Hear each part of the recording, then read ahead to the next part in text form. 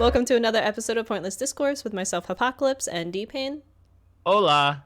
That's hello in Catalan. I don't know what Catalan is. I'm gonna Google it. Okay, while he Googles that, yeah, this week's episode we're talking about vampires. Again, as a reminder, we did that special long straw poll for everyone where you guys got to vote on your favorite monsters, Halloween monsters. This week we're talking about vampires as they were the fourth highest vote. Yes. Yes. Witches were cut out, which I think we expected. Then it was werewolves last week. This week is vampires. We'll be talking about our most and least favorites in the category before we jump into anything. And if you haven't looked at the straw poll, guess what? We'll let you know what the next one is at the end of the episode. Yeah. And then announcements. Oh, I also found out Catalan is known in the it's pretty much wait a second, Western Romance language. It's also derived from Vulgar Latin. It is doesn't tell me. Oh, native to Spain, France, Italy, and Andorra. Okay, that makes sense. Spain. Okay, yeah. Okay, well, let me just scroll down there. Okay. Yeah, announcements. So first off, guys, like me and Hop, it seems like every week we're like, why? How this happen? But like, yeah, thank you for all the new listeners on that new episode. Like, I think this is the first time we put out an episode and it immediately matched the amount of listens our highest listened to episode has gained, and that's been out for months, which also feels weird to say. but but yeah, so yeah, if you're a new listener, welcome. Hi. And also, as a tradition, new listener or listeners from Mexico. Hello, how are you doing? I don't know Spanish. You could have said Hi. hola again. ¿Qué pasa? No habla? I was learning Spanish. Like I was going through a program, well, like kind of like an audiobook kind of thing where like you just had to say it out loud while you were saying it. And then they brought someone back into my work area and I got too self-conscious to keep doing it. So I'm like, okay, well, I guess I'll listen to something different now. No, I understand that. I do remember one word in Spanish. It's like one of my favorite words to say whenever I think of Spanish, which is manzana. It's apple. My favorites were pancake and elephant. Those are English words. Pancake and elefante. Okay, that works. Oh man, that reminds me. I started reading a manga about an elephant. It's really weird. Oh, okay.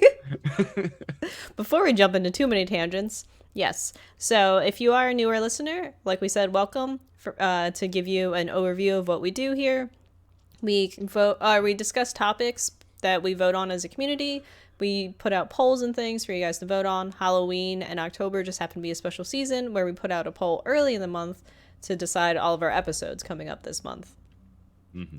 So we. Oh, I remember another announcement. Okay. Because we mentioned it and then I forgot it. Which you talking about voting reminded me, guys. Our Twitter for a while has been lacking in actual things besides, hey, we're live things and vote on topic. And so Hop and I, we were chatting a little bit and we came up with an idea of where we're going to share random facts that we find on the internet with said in the voice of us pretty much about whatever the next topic is. So if you guys follow, Pointless Disco at on Twitter, you can see that. And we did well. Originally, we were trying for 5 facts, and then we found out that we only wrote 4. So, but yeah, they were all vampire centric, and I don't know. We had fun writing it. We hope you guys enjoyed. Who saw it, enjoyed it. But yeah, we're gonna keep doing that. Just find. We don't know how it will look like after Halloween month, but yeah, it's something that we've just figured let's have a little bit more fun with that Twitter page. Yes. And if you guys do find them fun or entertaining, just be sure to let us know in a way, either, comment, retweet, like, we would appreciate it. If you do have any fun stuff to say, we didn't have anything this episode, but I know we didn't. We are starting to say that if you have any kind of reviews, comments, or you mention us on Twitter, we'll be sure to read it for you guys and give you a little bit of that good old shout out. So be Yeah. sure to do that. Hmm. Okay. So back from announcement land, back into explaining episode land. Unless you have another secret announcement that I missed. I can't think of one, but I can make one up. No, it's okay. Announcement. We're talking about vampires. Yes, but where did I leave off? Oh yeah, so if you're newer, so we take the topics that you guys vote on and we talk about our most and least favorites and then decide the talking order and what we who talks first. We roll dice, and this month we usually roll d20s because we tend to play things like D&D and stuff like that. And I think Pathfinder also uses d20s. Hmm. But with it being Halloween month, DPayne suggested we do Call of Cthulhu dice, which is percentile dice.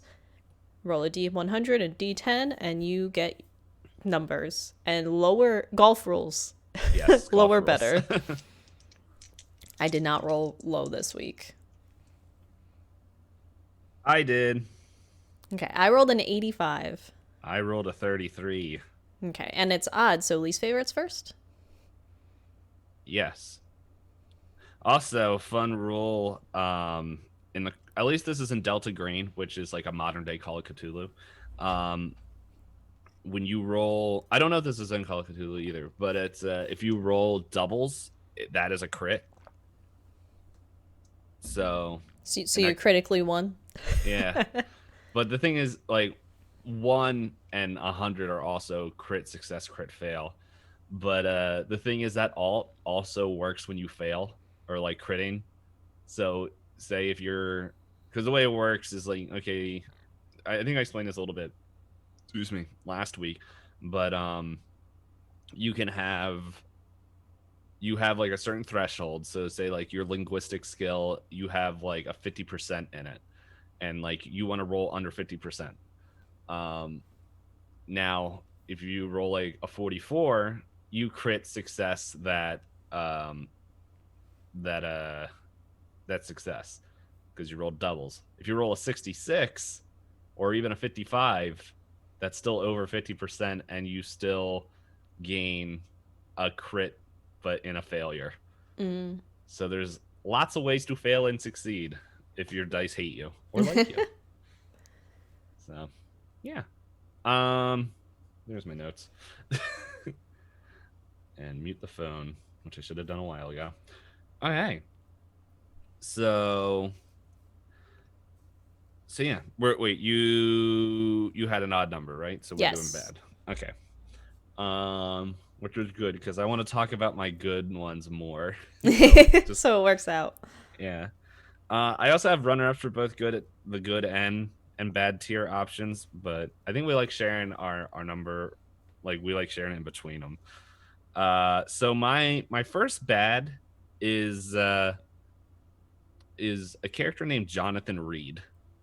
And he is from the game Vampire. I don't know if you ever played it or I did not play it. So for Vampire, for people who don't know what it is, I think it's like this. I think it takes place in Europe, but it's like there's like technology, like there's stone roads, and it looks like very like Bloodborne era. Like if you've seen any screenshots of that or interacted with it at all. Okay, I looked up the game and I feel like I thought about playing this, and I don't know if I watched something or read something, and I ended up just not picking it up. Yeah, like the game isn't bad, and the story isn't terrible either. Like it's not a terrible story. It's just Jonathan Reed is a loser. So it starts off like the whole concept of it like sounds really cool. Like it starts off, you get attacked by a vampire. You become like, not you, Jonathan Reed becomes a vampire, And within the first like 3 seconds, like an explosion pretty much goes off, and he's like, "What the heck? I need to go like find out what's going on."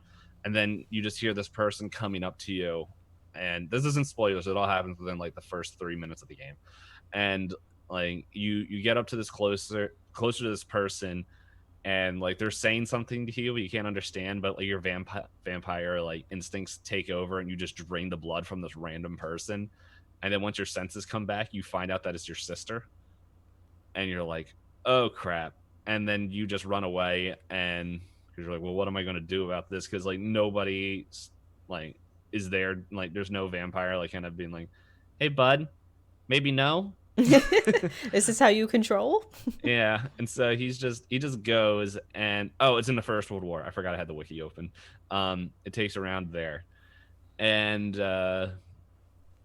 yeah, so he goes and like he runs through, and like he gets away, and then he becomes like a vampire. Like he learns to become his vampire as time goes on. And then like it's showing like as you play through the game, you get more vampire powers and everything. Um, the issue is, and this probably is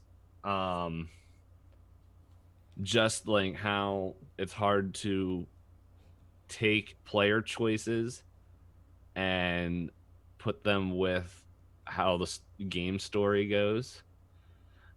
Because like when you first meet, like, because Jonathan Reed, he's a doctor, and like he was on the front lines in World War I and comes home, uh and like then he's made like a vampire, and so like he goes and works at a hospital, and he's like doing like all these things to help like humans live their life. But then as time goes on, like with the vampirism, it's just like, okay, am I going to like help these people or eat them or what? And there's just like this constant like kind of back and forth of like, well, what am I going to do? Am I going to give in to this, or am I going to like okay, let's figure a way to like either stop the vampirism or help other people. But like it's like it's the same thing with like Far Cry. Like you're basic college student in Far Cry 3, and then you play like within an hour of the story, you're already like murdering people and like just doing all these like things where it's just like, no, you just escaped from a terrorist. You wouldn't be like skydiving, shooting things, and all this stuff. Like it's kind of that, but then where Far Cry doesn't come back, like doesn't constantly go back to like, oh man, I'm a college student, I should do it. Like you immediately go from college student to superhero. Mm-hmm. Jonathan Reed is very much just like even if you go through and just eat everybody, you're just like, well, no, I gotta save the humans, and it's just like it's very like crossed wires of like, what are you gonna do? And um and I don't know, it's like gameplay wise, it's fun, and like the overall story is like, I don't know, interesting. Like it's not super interesting, but it's just like um it like the character is, I don't know, he's just like because it's constantly he's like, well, no, I can't do this, but it's just like, but I could, so I will. No. And it's like throughout the whole game, and to the part where it's like the romance option, just like, yeah, I'm leaving. Runs away, and then you're like, but but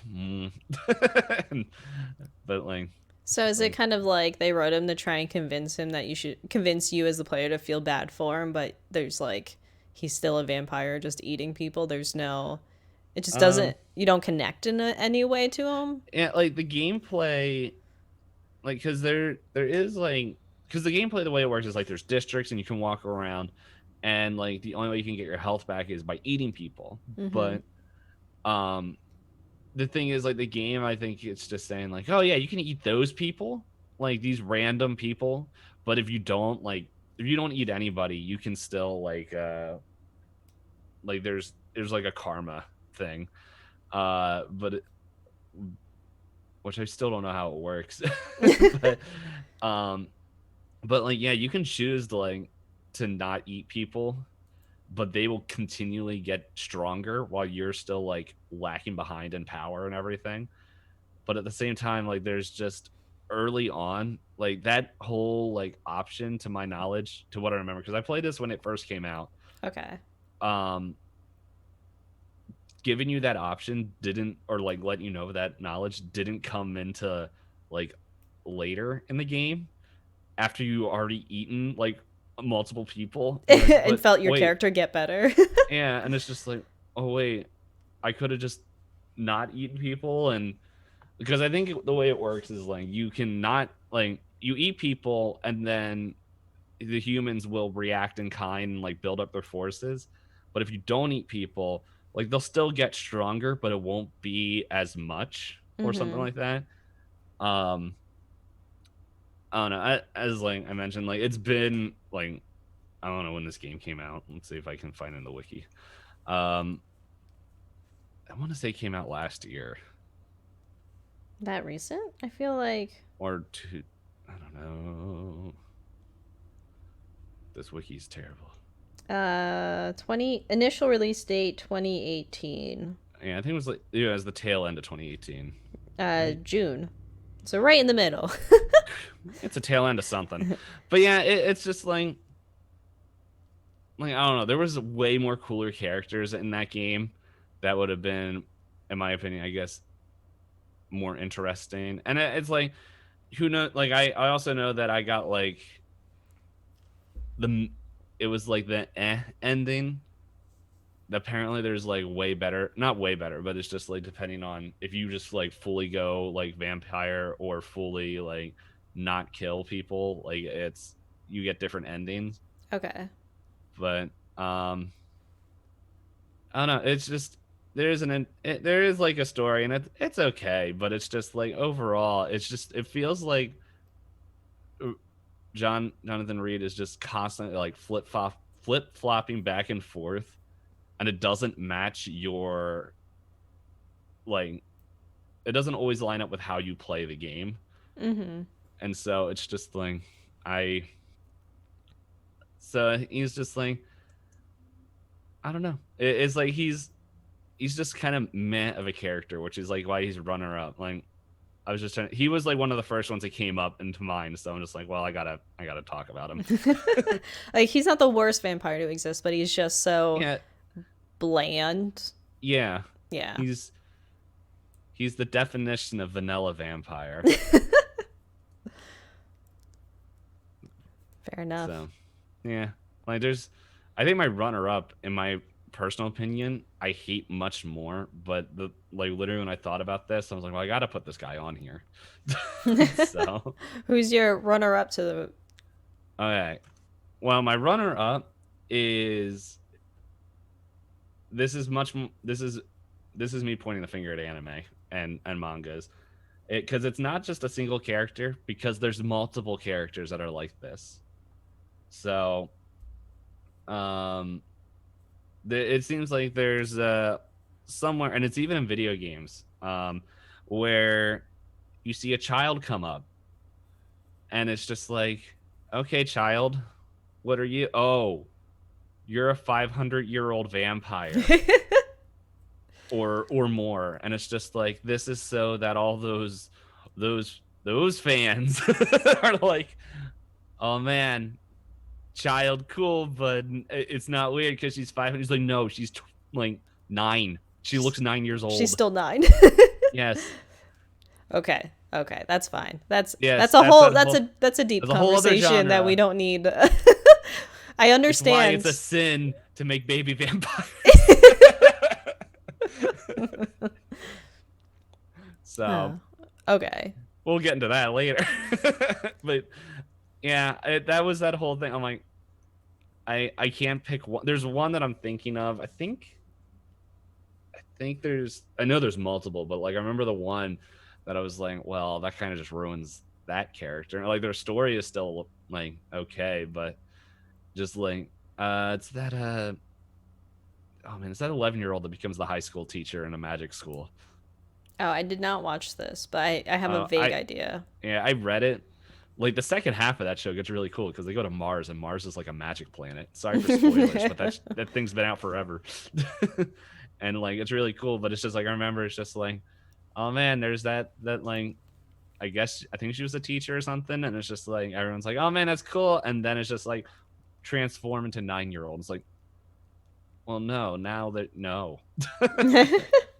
So yeah, that was my runner up. Like that whole subclass, like how hard is it just make them like a teenager? Then you don't have to come up with 2 models.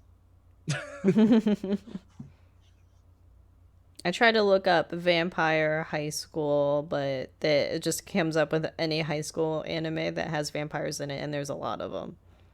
Yeah, I read a few, but yeah. Okay. Um. What is your number 2 loser vampire? So I know I started this theme last week, and I said I'm gonna try and make it work every week. I don't think it'll technically work every week, but Backstreet's Back Tonight music video. I did not realize it upon watching it. I had to rewatch this video. This music video is gonna get so many views just from me alone rewatching it to try and understand what's happening. I happened to find a wiki on it. I might have lost the wiki page while I was looking up something else. But I happened to find a wiki on it, and they described that each boy band member of the Backstreet Boys is supposed to be a monster, right? A famous monster of some sort. And I was looking through the list, and one of them said one of them was supposed to be Dracula. And I was like, hold on, which one is Dracula? Dracula is in this? So I rewatched it. Apparently he is Dracula because they dance seductively in front of the coffin before they reveal him. 2, he wears a top hat and cape. As most Draculas do. And like it's that whole thing for me where it felt like they gave a lot of screen time to the werewolf transformation that I talked about last week, where the one band member has like the hair, the sideburns, the fangs, the claws. This guy, if you just told me he tips his hat and says "Milady," I'd believe it. That's enough of a monster for me. I don't need I don't need you to lie to me and say he's also Dracula. I don't think there's any point. I found an article on it. I don't think they show fangs.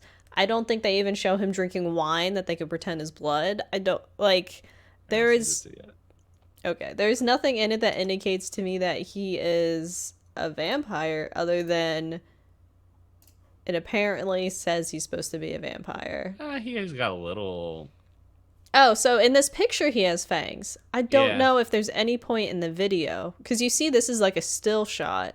Yeah, down below it shows there's a GIF of him sniffing her neck.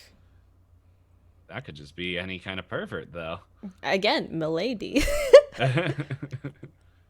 Oh, apparently this girl was actually in Van Helsing in 2004. Wiki.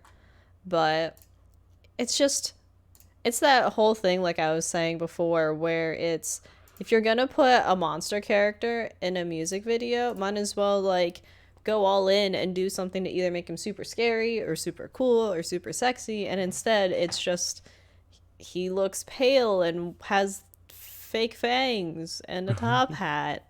It doesn't make me care that you're a monster. It just makes me think you went to Party City and put on an outfit and was like, hi, I'm scary. Someone clip that. That's gonna be your new pew pew. And for audio listeners, don't worry about clipping that. There's nothing for you there. Go to the Twitter. We'll post it there. What is the name of the song? Backstreet's Back. It's not even on the Wikipedia page of Backstreet Boys. I think it's called Backstreet's Back or Everybody's Back. Yeah, I think if you Google Backstreet's Back music video, it's called Everybody, parentheses, Backstreet's Back. Oh, there it is. I found it.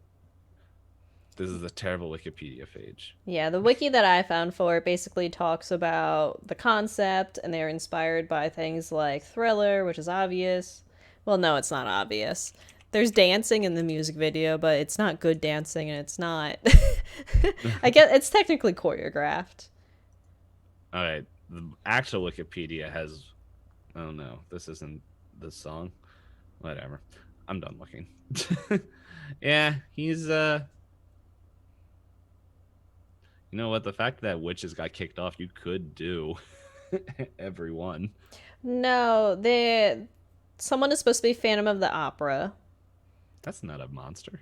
and then somebody else is a Two-Face character, but they're claiming that it's supposed to be like Jekyll and Hyde, but I Jekyll think Hyde, it's yeah. just a guy with like a So what we're learning is that boy bands were not very creative in their monster lore looking up. no. I don't know if they picked who they got to be or if, costume designers were like, who's hip and cool right now? Like I wouldn't be surprised if some of these were picked based on like recent movies that came out. Yeah, when did the song come out? So, it looks like this particular no, that's the album. 97. I wonder if that's when the Phantom of the Opera. Sorry guys, I'm typing. We're going to end up in this research hole. But in either case, I repeat, if you ever want to take your time and laugh at a terribly costumed music video where it's supposed to be monsters in a haunted mansion, everybody, parentheses, Backstreet's Back, end parentheses, by Backstreet Boys. Oh, never mind. Phantom of the Opera, the remake came out in 2004. Yeah, and the Van Helsing that they said that the girl who's in the music video, she apparently is in a Van Helsing in 2004. Oh. So weird. So Backstreet Boys spawned all these other movies. Obviously, they were the true inspiration for everything. No, it just feels terribly cliche to me, and there are much better music videos out there with a similar theming and similar monsters, and True. then there's this. And And the this is Wikipedia. the one without it. We wouldn't have anything to talk about. This is true. The Wikipedia, like the director keeps saying things about how he wanted to make the pop music video he never got to make, and I almost want to say, well, you shouldn't have. But I mean, I make mistakes as a content creator. I can't hate that much. I just can learn from other people's mistakes, right? I don't make any mistakes. No mistakes. All mistakes. If Bob Ross was here, he would say they're happy accidents. And I was like, they're not accidents, they're on purpose. No. Yes, but I don't have a lot more to contribute to it. Because you only really see the character for maybe like 30 seconds throughout the whole video because there's so many guys and dance montages and You various rewatch it, and things. it's like just there for like a full minute. He's like, I'm a vampire. Everybody, listen here. I think this is what the words are, vampire. Imagine if it actually was. All I know is that they say everybody all together. That's all I know of that song. Yes, that's probably the most prevailing lyric of it all. And Backstreet's Back. There's also that Tonight. line too. Oh, that's why they're monsters, because it's nighttime. Monsters don't come out in the day. Yeah, you're right. Sometimes. It all comes together. But yes, that's my contribution to my runner-up least favorite. Alrighty. So my most least favorite is because these vampires had every advantage to win, and they didn't. So they get my number one worst spot. I don't even know their names. I'm just gonna name the movie, which also is a comic. It's 30 Days of Night. Okay. For people who don't know, like, and the thing is, this is not a terrible movie. I don't think it's a terrible movie. But 30 Days of Night is pretty much you're in a town. It takes place in a town up in Alaska, and in Alaska you can have six, like not well. I think some places you can have like 6 months of night, but in this particular story, you have like there's pretty much a month where it's just going to be complete darkness. And when they know this and they're getting set up, and like there's vampires up there, and they're like, okay, like we're going to just eat and be happy because like it's going to be 30 days of just complete darkness, and we can do whatever we want, and we can eat these people. Bada bing, bada boom. Mm-hmm. And it's like there's a blizzard, so they like no one can leave, like they're stuck where they are, um as as snow happens in Alaska. So they go and do this, and they're chatting, saying like they're cool, and it's just like vampires, like they literally should have had, they literally have every advantage. Like they don't need to run away from uh from sunlight and go and be safe, and or like trying to hide from the sun. They don't have to worry about anyone getting away, because if they do, they're just humans running in a blizzard in Alaska. Like they ain't getting far. Mm-hmm. But still, whether it's from plot armor or the engineer, the people in this movie just being able to get super good, like, and very lucky, because I remember they have like UV lights, because one of the people had like a garden, and that they were growing a garden inside, and like these lights, they give off the same light energy as the sun. Okay. And they like, I remember specifically, they like set a trap for a vampire, and then they killed like the vampire's like girlfriend in front of him with these lights. And he's like, no. Is that exactly how he sounded? I don't know. It's been a couple years since I've seen it. I'm pretty sure there was more emotion than that. But it's just like, I remember watching this, and my reaction afterwards was like, how did you guys lose? Like, you guys are supposed to be super strong. Like, just punch the house over. or or something. Like, you break all the windows, they're not going to be able to last. Like, there's that whole heat thing that humans need Mm-hmm. to like actually stay alive in the winter. Um, like, I don't know, just there could have been multiple ways of just getting rid of food and other stuff to like force them to come out. But no, they're like, we're just gonna charge through the front door and punch these people until we can eat them. Brute force. Just brute force. Yeah. Just keep going. Now, to be fair, there's also a comic of this, and I haven't read the comic. I don't know what's different. But however, I do know at the end of the movie, um, I don't care about spoiling this. So if people don't want to have spoilers, I'll hold up my finger, which doesn't help audio listeners. But anyway, this movie came out in like what, 2012? Yeah, I remember people watching it. I didn't watch it myself though. Yeah.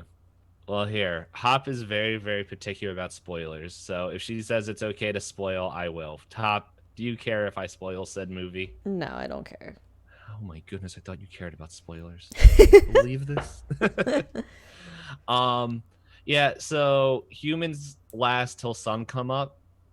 That was good English. and the sun comes up, and like the vampires pretty much are so distraught that they lost, that they just sit in the snow and catch on fire. It's like, Oh, guy, why? what? But yeah, and so I'm just like, oh, okay. Like, and like the whole thing is like Home Alone-esque of just getting away from the vampires and stuff. So, but anyway, and then it's just like the one of the two main survivors, they're like in like this room giving this like presentation, and it turns out the whole movie was them just giving this presentation and stuff. And someone's like, how do we know this is true and all this stuff? And it's just like, well, vampires are always there watching us. Um like, I bet there's some in the crowd watching right now, and they're just like, well, like, what do you mean? There's no way there'd be vampire. Like, this is all like fake, blah blah blah. And it's just like, yeah, we thought people would say that, so we've set up this, and then like hit a button, and the same lights that like mimic the power of the sun were just set up all over this darkened thing, and then just random people just explode into ashes, and we're like, we told you. And that's like the end of the movie. It's just like, yeah, you figure that would get out. Like, I don't know. It's vampires are like in that the whole like mindset of just how vampires are super like I realized the example I just said. the show I've been watching does not show this, but they're like put together and they're like strategic and just like very prim and proper, and just like it seems like you can't get a one up on a good vampire. These ones are like just meatheads, like what is this person doing? They're very much like they put they made vampires with the werewolf personality trait. What's that? I'm gonna go look. Yeah, I'm just gonna look. Oh, light. I'm dead. Nah, I get that. Yeah, because a lot of the werewolf versus vampire stuff, they try to write it that vampires are the smart ones and werewolves are you can trick them easily. But I can see where that'd be frustrating as a viewer. You're just like, you have all the ways to win and you're just... Like with a squeaky toy.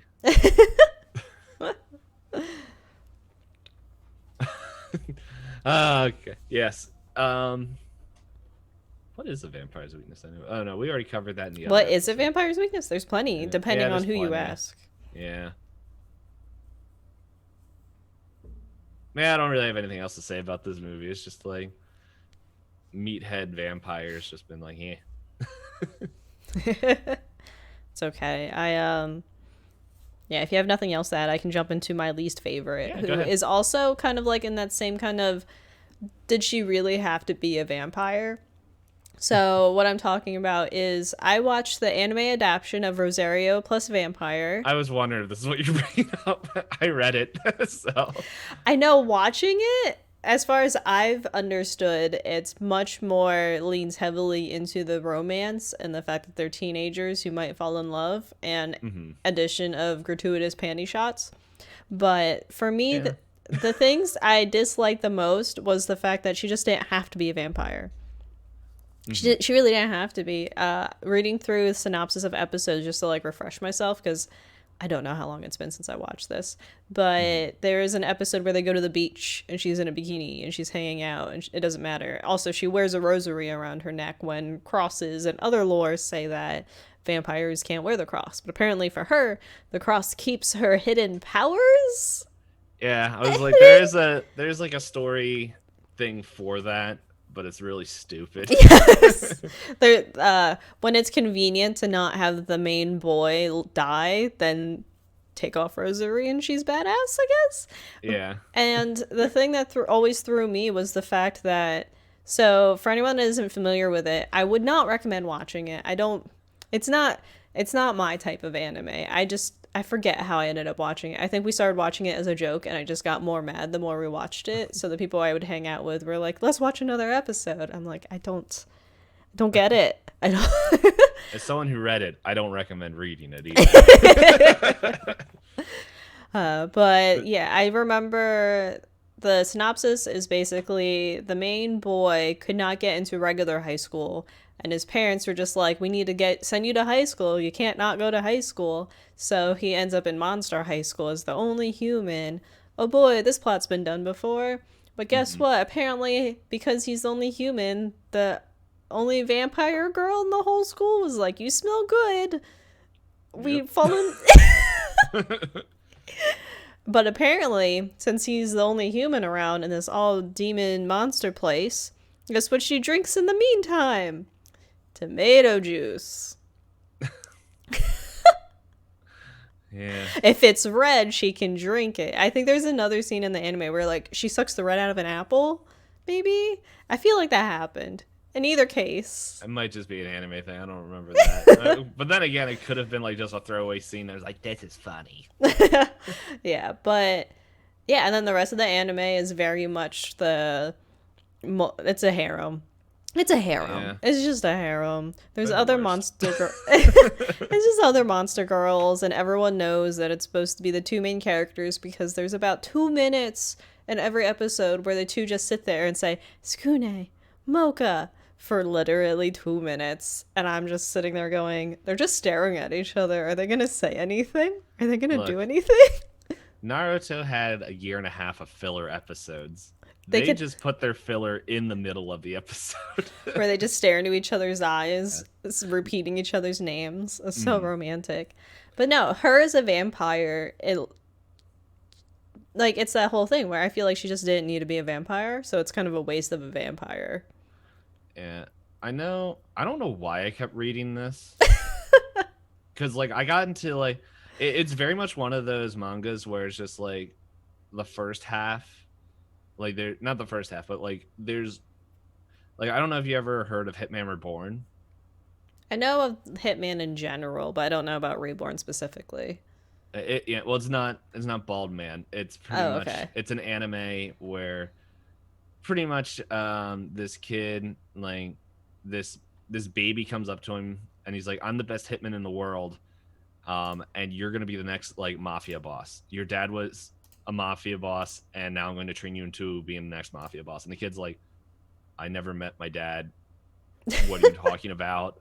And he's like, he's just a super coward. And then throughout the like show, like he becomes like he pretty much becomes competent and stuff. And it's I don't know, it's a fun. I think Sojin is that the Shonen? Shonen? I'm thinking of Soji.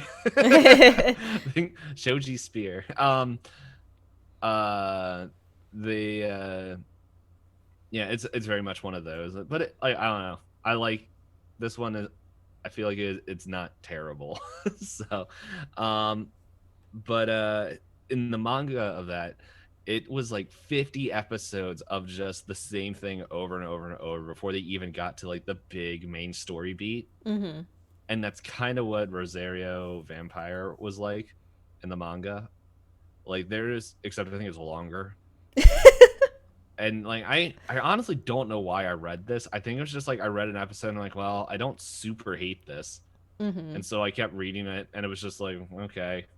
And but it does get to the point where I forget her name. Mocha? Is that Yeah, that's the pink-haired version of Yeah. her. Yeah. Like it gets to the point where she actually drinks too much blood of the dude, and the dude actually gets superpowers. Like he becomes a monster. Like he becomes Oh, a ghoul. if I in the anime, I think they turn him into a vampire. I remember there's one plot point where they decided that Mocha's dad. One of my favorite things was there's just this random scene where they go to meet her dad for some reason, Mm-hmm. and you know how in fighting games you get rankings based on how well you do, or sometimes in RPGs you get rankings based on how quick you finished a mission, things like Mm-hmm. that. Apparently they decided to rank monsters like that in the anime. They were like, I remember that. Yeah. yeah, her dad is a S plus super rare ranked evil vampire godly powered S plus plus plus, and I was like, what? He's a 5-star plus in Genshin. And I for if I could be misremembering, like I said, it's been a long time since I watched, but I feel like in the anime he meets her dad and he kicks his butt. So in recovery, she has to like share her blood or something, and then he become vampire too. Maybe. Yes, I think that's how it starts. Now that I'm thinking about it, because like it's later in the episode where they're like, it actually becomes like there's the tone shift later Okay. where it becomes like they still have like as you were saying the panty shots or like the stupid romance and stuff, but it like diminishes a whole lot because then they start getting like it starts becoming like kind of like a fighter kind of like I don't know what the term is, but like there's actual like real monster fights that start happening because other people start learning that he's a human, but because he keeps drinking Mocha's blood so much that his blood and like he stops becoming human and becomes a ghoul, and it's just like everyone's like I think they tell a teacher and they're just like, yeah, you need to do something about that because we don't have the capabilities of actually stopping a ghoul here, especially if they go full blood crazy and everything. And it's just like um and it's just like he goes from useless human to like competent like fighter person, but it's like all instinct fighting, and it's just like he gets the cool art. It's just like it's like, well, that's cool, and like takes out like some person that like was beating up Mocha or whatever her name is, and it's just there. And then I stopped reading, but it's just like there was like a tone shift, but it came way too late, and then I stopped. Oh no, now I remember because they finished like because they did Rosero, whatever it's called, Rosero Vampire, and then they had like season two, or like it was two. It was set two, where it's just like Okay. it was the same title, and it was like year two of school, but it's just like Completely different, like, it like setting. takes, no, they're still at the school and everything, but they're just older now, Mm-hmm. and like they're in the second year. And but the problem is like there was really cool things that happened at the end, or like things that were just interesting at the end of the first one, and then it was just like it immediately went back to like, haha, jokes, like panties, blah blah blah. And I'm like, this is lame. Like, why did you? Yeah, you Why? already did this. What? Go back to like the cool monster fights. It is interesting though that they were able to switch between those two tones, because I feel like when an anime sticks to one, they stick to it all the way through. Yeah, that Or manga, I happens. guess I should Yeah, say. mangas generally do that. Like not all of them, but like there's a not a handful, but it's not like a rare thing. There's a good amount that do that. Um, but it I don't know, it in one sense it's helpful because it's like you learn the kind of the characters and you get to know them, like who they are, and you're just like, okay, man, they're pretty cool people. And then like you fight and you're like, oh, okay, this is cool, and like I know this person's personality, rather than like you learn someone's personality as they're punching people in the face. And it's just That's like, or fair. as they are getting punched in the face. So like Oh, I if guess I should take that back, because I feel like My Hero Academia and like Hunter x Hunter, they both have like, they kind of start off a little like, they kind of stay more in the same theme. Where like Brazilian Vampire, it went from romance to, it sounds like, a fighting one. But My yeah, Hero and but then Hunter went back to like stupid romance. romance, but Hunter x Hunter and My Hero, in my opinion at least, did kind of start off more like, oh, these are just a bunch of kids that are growing up. Oh no, things are getting darker. It's so dark. Ah. Yeah. Where are they at in My Hero? The Like, anime what's the last? ended with Endeavor trying to fill in the shoes of being number one, I guess is where I'll Oh, put that's a it cool without arc. being very spoilery. Yeah, Yeah, like I've Hawks is gaining like more screen time, and Endeavor's getting more of yeah. his arc put in there. As someone who has read past that, good stuff coming. You still can't convince me that Endeavor is a good guy though. He was a very bad dad. I'm not gonna convince you of anything. He was a very bad dad. I'm gonna wait till we catch up, which, depending on how I'm reading and how the episodes come out, might never happen. But Yeah, we shall see. um, so um, Also, interestingly enough, I don't think there's anyone with vampire-like powers in My Hero in the main castings. I feel, because like, yeah, I would argue that like Rogue is kind of like a vampire I'm trying to remember who that is. in Marvel. Oh, Marvel. Wait, Rogue. Oh yeah, yes, an energy vampire. Yes, an energy vampire. um, yeah, Rogue. Well, no, there's actual vampires in Marvel. Oh, okay. Like, I think there's one called Morbius or something like. No, that's somebody else. I don't know. It gets confusing, but there is one.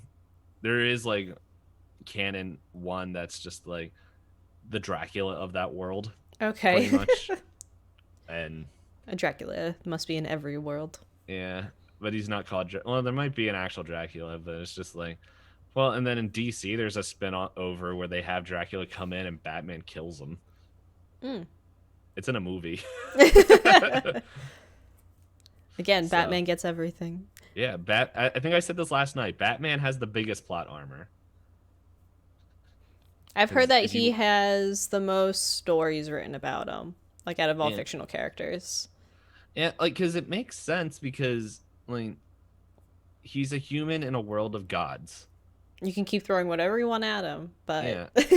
So like, and it's just like while it's just honestly how the world and the focus of those stories are made, where um in DC, like the best way that I've heard someone say it was in DC, all the characters are gods trying to pass off as human. While in Marvel, it's humans trying to become like gods. Okay. And it's um sorry, I can hear a motorcycle. It's very much where like when you look at like the main Justice League people, if one of them could literally just destroy a continent or like half the world if they wanted to. Mm-hmm. And um it's one of those things where you need, it's just like, well, how do you even have a threat like face them, which is why like Wonder Woman has a really cool like storyline, I think, in that when they did the one of the reboots where she just went through and just was facing off against all the Greek gods, Mm-hmm. like as they were like trying to do different things in the world. And it's like, okay, there's like a legitimate threat here now because you're facing like the gods trying to screw over the world rather than just a random human. And then Yeah, Strider really liked I forget I think it was Dark Knight's Metals, what it was called, oh where yeah, they went that's into a cool the one. yeah, we have them all framed in our basement right now. Yeah, where you take the multiple timelines and go, what if Batman went this way? How stop? Mm-hmm. So there's and then but then when you look at Marvel, and this is not a comic book episode, so we can move on after this if we don't find anything useful. But it's just like you look at them, and it's just like their stories seem a little bit more grounded, except the fact that every superhero is in New York. And so it's like, how does crime even happen? But um, but it feels like there's more of a threat when you have like the Phoenix come to Earth, or like one of these intergalactic like forces, or like whether it's an army or just a super powered person, where I don't know, the threat feels like it feels like the solution is something that actually needs to be worked at and could end things, while the in DC it's more of like, yeah, someone might die, but overall like they can still pull this through with like the collective power that they have. Mm-hmm. Where it feels like the way they kind of interact with is like, we're just going to just spawn mobs all over the place, and to the point where everyone is taken care of, so that way like we can beat up Superman for a little bit. So I don't know. It's not every story, but that's what it feels like sometimes. And it's just like, it feels like most of the time in DC, everyone's fighting each other. So, but yeah. How do we even get there? Oh yeah, Marv. I was Anyway, just saying, like, I was surprised that my hero, unless I can't think of any power sapping heroes, at least any that yeah, would, there's Power Ceiling, yeah, Bandage Boy. I forget their names. one for all and all for one. Yeah, Except one there's is passing powers and the other one is is taking taking. powers. Yeah, Yeah, there yay. probably is one, but there's just so many. They. It just depends on, I guess, where in the arcs you are. Because I feel like they hint at a lot of different heroes and villains and things, and until they become a threat, then it's easy to lose sight of them. Do we have My Hero on the talking points? I don't know if we have my heroes. We I know have, we kind of talked about powers. We've talked yeah, about superpowers in another but episode. that they have so many characters that I'm gonna add it. Okay. So, yeah, I think that's all I really. We totally went off on a huge tangent from Rosario and Vampire. Do It not deserved it. do not recommend the anime. DPayne does not recommend the manga. So if you do like it, apologies. Maybe I I am not one to appreciate harems. Yeah. Although I do watch reverse harems sometimes. I don't know. It's just never appealed to me. Yeah. I don't know. That's a whole different thing. So then we can jump into our favorites. So you Our said, favorites. did you want to do your runner up first, or did you want to do your second place first? I can do my runner-ups because I'm not really going to talk about them much. Um, I have two. My first one I have in here is Blade. Mm-hmm. Um, I just think Blade is really cool.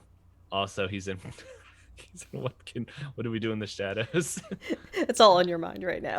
Yeah, well, like I saw that episode last night. He's like, "What's he doing in here?" he's happy, or like, and They he's make just the like, joke about it too. yeah, and he's like, he kills us. He's like, "Hey man, my Wi-Fi's fine." Are you in a hotel again? They said Wesley, and I'm like, are they really going to do? Oh my gosh, that was great. But no, I like Blade. This actually ties with comics because like I think a lot of people forget that Blade, I believe, Marvel, right? Marvel, yeah, is a Marvel property, and it's no one knew, and so they're like, we're going full R, baby, and they definitely did, and it was like I'm not gonna say it's the Well, the movies best. came out before a lot of the superhero movies Yes, got really big. yeah, Isn't and Deadpool in one of the Blades, or is Blade in a Deadpool? I forget. uh Ryan Reynolds is in Blade 3, But but not not at. as Deadpool. Okay, he just is in it. Okay. Yeah. Unless his name is Deadpool. I know he's in there. I don't know like who he If is. there's any crossover. Okay. Yeah. But I don't know. I'm not saying that they're perfect movies, but it's just like I remember enjoying them and just laughing and having fun with them and just like it was fun. Not really much more to say about that. Um, the next one is off of book series that I remember reading. Have you ever heard of Banuncula? I have, and I've had coworkers like for Halloween change their icon, be like, "Oh, I'm surprised you didn't pick Banuncula." I was like, I never read it as a kid. That's all good. Like it's fun because like um okay, this isn't a spoiler because they talk about it. It's like it's kind of like Homeward Bound and stuff where everything is told through the perspective of the other pets. And I think there's like a wiener dog, a cat, and then like I think maybe one more animal that I'm forgetting. But then Penuncula is another rabbit, which is like a stark white rabbit with red eyes. Mm-hmm. And it doesn't eat vegetables, it sucks the nutrients out of it. And so they think that it's a vampire going to go and eat the rest of the humans. And so there's like I remember one thing where they go and they get like the family goes on vacation and they're going and they get put in like a pet like vacation place and the all the animals are just like the pets that know who Banuncula is, that where they all live in the same house. They're like, dude, he's gonna hypnotize the owners and just suck their blood, and then we're next. Like we can't do with this. And the whole time, what I remember, Banuncula never actually gets out of its cage. It just sits there and bees a bunny. It doesn't do anything. Like I don't even think it talks, but it's just like it just stares at them, which I think freaks them out even more. And then there's like a few times like they'll come into a room and like the owner or whatever like put the bunny like on the ground and bunny will be doing bunny things and the dog and cat is like like freak out and run. And I don't know. It's a children's book. It's funny. From what I remember of it, it's one of the things I don't really want to go back and look at because I don't want to be disappointed. But yeah, it's a fun time. But like to this day, I don't even think. I think the bunny literally is just doing bunny things, and these people are just these other animals are just super freaking out about Banuncula because he thinks they're gonna kill the owners. All right, so now I'm going into my tier two god tier topic, which y'all been hearing us mentioning a certain show, and we mentioned it last week. And I think I said last week I'm gonna watch it, and I watched all the way up to episode 7, to where Nandor is my favorite, one of my favorite characters in that show. He's a great character. Um, he I don't know, it just like I'm understanding what you were saying. I don't know. Did you watch the movie? I can't remember. Yeah. Okay, yeah, it's the for people who never watched the movie What We Do in the Shadows, if you're like, I'm not sure if I want to watch this, just watch the first episode of the TV show What We Do in the Shadows. If you like that, you are going to like everything else that is underneath that title, I Mm-hmm. believe. Because it's like that's only 30 minutes. That is the whole tone of everything. It's literally vampires being socially awkward. Yeah. What We Do in the Shadows movie is just in a different location, basically. Yeah, The I couldn't remember. vampires, I, Go ahead. is the vampires' personalities are close. It's just it's a different part of the world. Yeah. Um, but yeah, I like Nandor a lot because oh no, I'm trying to remember that. Nazir, is that the girl? Naja. Naja. Oh, now I'm like forgetting everyone's name because like I was just literally trying to remember Yeah. Nandor's name. There's Nandor, Nandor, Laszlo, Laszlo, and Naja, Naja, and and Colin Robinson. Colin Robinson. But yeah, it just cracks me up because like the first episode, like he's just kind of talking like, yes, I was I think was he Vlad the Impaler or He's no, no, he was the beheader or something. yeah, he's basically like he has like all these war things that he thinks are awesome about himself. Yeah, but then I'm pretty sure he just super mellowed out with time because now he's just like, oh yeah, and um, like for example, there's a not to go super into it, but it's like there's a whole part where they have to go fight werewolves.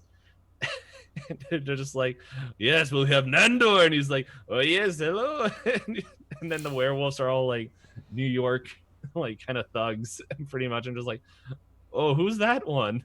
Oh, Barry, he's a new one. And he's just like, yeah, you should see him when he turns into a werewolf. He gets bigger, and he's just like, he gets bigger. And yeah, it's just as we were saying, at least yeah, as we were agreeing with earlier, just how vampires are like composed and like collected, and just like they have like, yeah, bring it, loser, you're gonna lose energy. Yeah, that is all gone in this show. They're Yeah, just like, I think they do a very fun take on the whole idea where you reach a point where people aren't scared in the same ways. Like it's harder to be scary and trick people and stuff like that as a vampire because we've got lights on 24 hours, you have security cameras, we have cell phones, we have GPS so we don't get lost in the woods as easy depending on which woods you try and get lost in.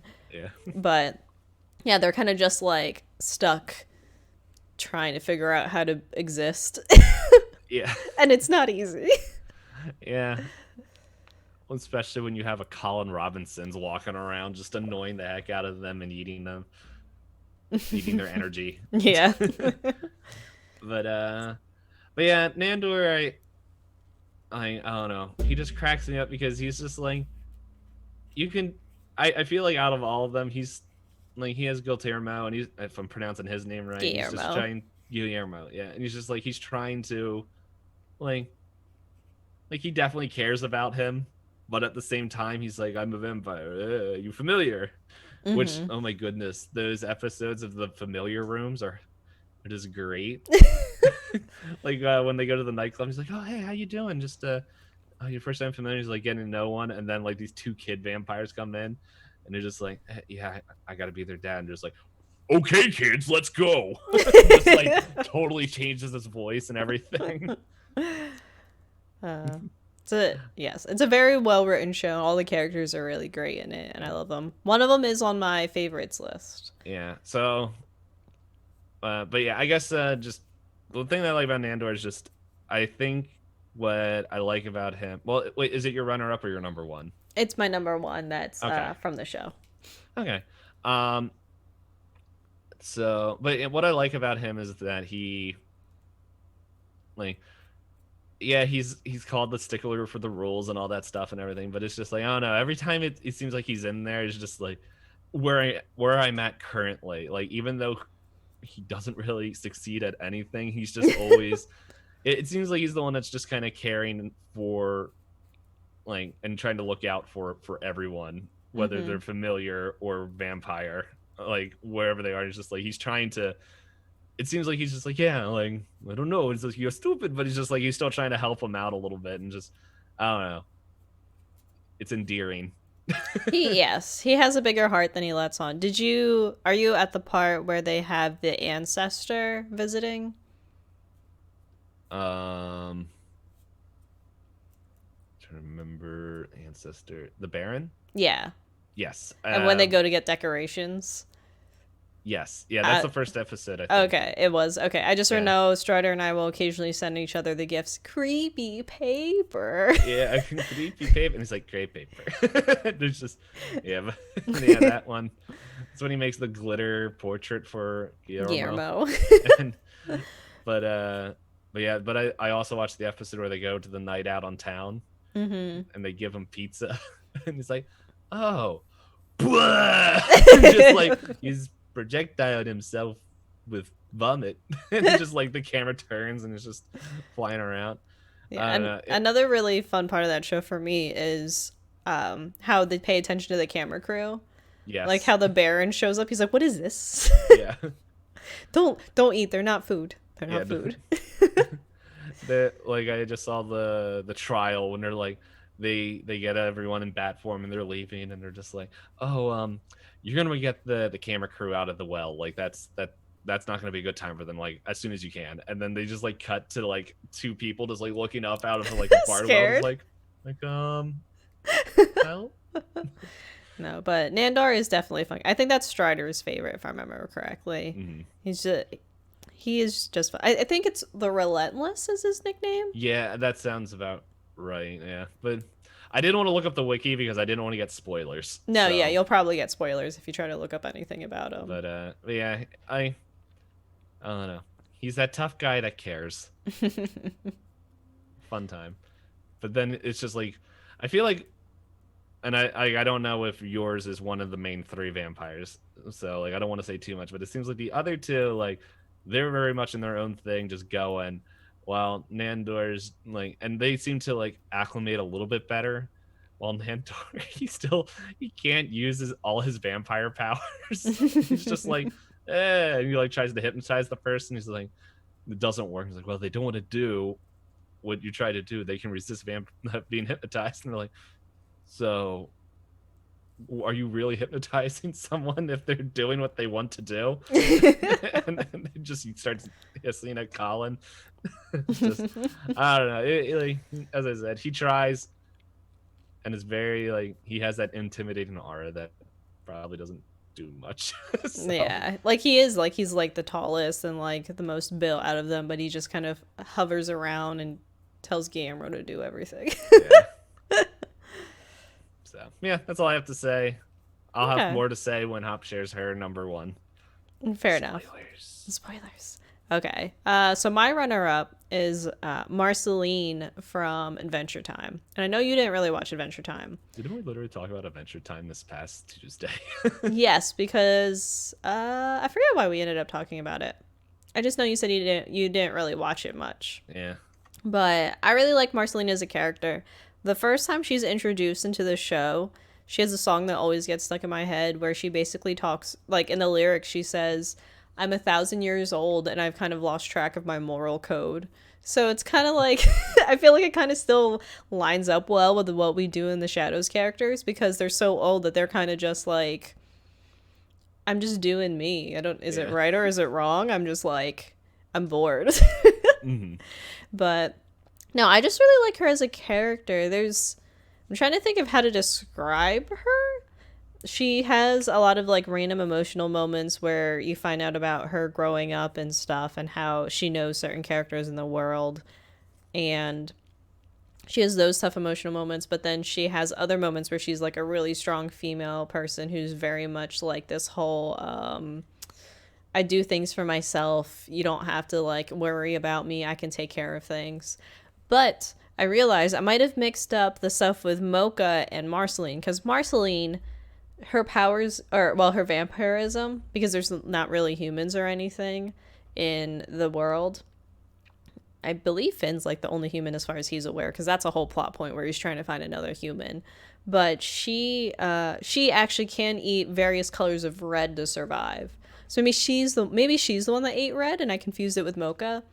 But apparently Marceline has this thing where if she doesn't get the color red, then she goes feral and like craves blood like a traditional vampire would. Okay. And what else is it? I'm trying to All I, remember like various things about her without just like vomiting out random backstory moments that I like that she has. all I know, like, and this is just for me looking at pictures that people share on Twitter, is that she hangs out with a purple lady a lot. Not purple, a pink lady. I think in this wiki they confirmed that her and Princess Bubblegum are in a relationship, which I think is adorable. Because there's a lot of episodes leading up to it where they act like they hate each other, and then they find out, what was it? They both gave each other a gift, and they find out that both of them still hold on to the gift, and it turns into like that little emotional moment. You're like, they don't hate each other. But they essentially seem like total opposites, because Marceline's like, her persona and the way that she's dressed gives you very much like, oh, I'm in a band, I don't care about authority, whereas the pink lady is the, I'm a scientist, life is by the rules kind Is of. this that character that floats around playing the bass? Yes, her axe Okay. bass. Yes. Yes. But and then she has a lot of like really cool moments that I like where she has to deal with, her dad is a demon who may or may not rule over the underworld. I forget exactly. I forget 100%. But it starts off innocent where she's singing a song about how he stole her fries and that he lied about it and that it really hurt her feelings.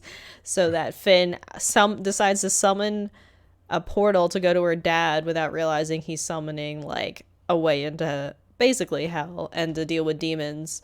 And her dad decides to start eating the souls of everybody, and it turns into a whole episode. But there's, I don't know, just her as a character. I think I like that she's that strong female character vampire who's lived so long that she's just like, I'm comfortable with myself, but is still down to earth enough where she's got moments where she's like, I'm not perfect and I never dealt with it and I need help from other people. And like, I guess you could say she's another character that doesn't have to be a vampire as long as you give her some kind of attribute that made her live for so long. Because she really doesn't use her vampire things. I think she has some vampire powers that she uses, but it's not like a major plot point, I guess you would say. Not in the way that you have Twilight, and because they're vampires, that's everything about this movie. Not that I agree about how they are vampires, but I mean, I could have put every vampire in the Twilight series as my runner-up least favorites. Yeah, I was like, I think that as well. Like, the other thing is, like, I never watched it, so I'm just like, I don't know anything about it except they sparkle. I read the book and I watched the first. No, I watched half of the first movie. I just remember reading the book and thinking that the relationship was problematic, and my friend was like, "It's romantic, not problematic." And I was like, "Oh, I don't know about that one." Well, now we know what your friend thought about romance. It's problematic. That's her favorite. No, it's just Or his favorite. it was a girl that recommended Okay. it I to was me. like, did I hear her? I don't remember. Yeah. It was like how I had another friend who she told me that I needed to read Catcher in the Rye because because it's the book to understand, and I read it and I went, I don't get it. I don't relate to this. And then I find out a few years later that supposedly a lot of people that relate to Catcher in the Rye also happen to be notoriously caught serial killers. I was like, I can't tell if she actually related to it or if she wanted to say that she did because it sounds smart too. I hope it's the latter. I'm trying to remember if I had to recapture the ride in middle school. I can't remember. It is technically a classic. I don't know. I don't think it was required reading for me. I think just someone told me that I should read it because it's one of those like classics, but I have a lot of classic literature that I have not read that I've been meaning to. Oh, no. I didn't read this. Okay. And to answer chat, I never asked the person about their opinion of the Notebook, but I don't remember much about the Notebook. I remember watching it and going, why didn't this could have all been solved if one person was just more honest with the other one? Oh man, that's my problem with Sons of Anarchy when I watched that. It's like 90% of the problems in the show would literally be solved if character A just talked to character B, but didn't have a yell conversation. A yell-veration. A Yelveration. Yeah, the Notebook was a lot of that whole. If I from what I remember of it was the whole "you never tried to talk to me." It's like, yeah, I did. I sent you letters, and the mom comes out. It's like, yeah, I did. I got rid of the letters so you wouldn't date him. And it's like, I hate all of you. Ah. I And was then like, oh, robots. That sounds like plot of an anime. also possible. It's like, fine, mom, I'm gonna go fight my giant robot now. Later, loser. But no, yeah, for me, I just really Marceline just has a place in my heart. Like, I think she might be, if not one of my favorite characters from Adventure Time, at least definitely top 3. In my head, I was like, there's more than 3. There's a lot. I was like, there's the one you mentioned, the stretchy dog, and then the boy. And then Princess Bubblegum. Oh, And yeah, I then, mentioned that. The pink one. yeah, there's Lemon Grab and Ice King and Gunter. Oh, there's a fire one. There's a Fire one. Princess. Oh, there's the unicorn stretchy thing. Oh, yeah, I forget her name, but she marries Jake. Which one's Jake? The dog. Stretchy dog. Oh, the one that sings about pancakes. Bacon pancakes. Yeah. My favorite thing is making pancakes, making pancakes, and then it like goes with I think it's New York. Yeah, New York. Oh my goodness, it just goes together so well. I love it. It's like the only thing I know of that show. Yeah. I don't have anything else to say about Adventure Time. As I said, I watched one episode and thought it was dumb and never watched it again. So I think I watched a lot of episodes. I stopped when he started to acquire the leaf sword. And then I was told that I didn't have to watch the rest of that season and I could watch the final episode just to get, like, you know, that finale vibe. Mm-hmm. But we'll see if I ever do it. Leaf sword sounds like a Legend of Zelda thing. Okay. So your number 1 is? Okay. I didn't want to cut you off. And then, like... I'm sorry, Hop. I didn't mean to cut off your thing. Alright, so... My number 1 is a Dracula. But which Dracula? Exactly. And so, there is a very famous quote from this Dracula, which I have up here on my computer that I'm just going to read. And it says... What is a man? A miserable little pile of secrets. Strider and his brother say that constantly. So when you said a famous quote, I almost said that. It would have been great. I would have loved it. So when I was thinking of vampires, Dracula definitely came to mind. But I was like, well, which Dracula? And I'm like, well, what's the earliest Dracula I can think of in a video game? Because like when I started off, like I was thinking a lot of video game stuff. Mm-hmm. And I was like, well, Dracula's like the big one in there. And then I went and started reading through the lore of Castlevania for Dracylvania of Dracula. And I'm like, holy crap, this dude's nuts. Like, the thing is, I don't even think he eats people. I just know he's insanely powerful. Yeah, so it starts off like he originally was born like as a normal dude, and it was back in the 11th century. I'm just gonna like skim through the wiki because there's like multiple pages of it. All right, real quick before you dive into the wiki, did you watch the anime? I've heard a lot of people really like the anime, and I haven't watched it yet. But I don't have Netflix. Okay. But from what I heard of people that are huge fans of the anime, of Castlevania and the lore, they said that the anime does a really good job. Mm-hmm. So, it is hitting home with the people who enjoy Castlevania. I don't have Netflix, so I can't watch it. So, but yeah, so pretty much like Matthias was his original name, and it was in the 11th century, and then he had a friend named Baron Leon.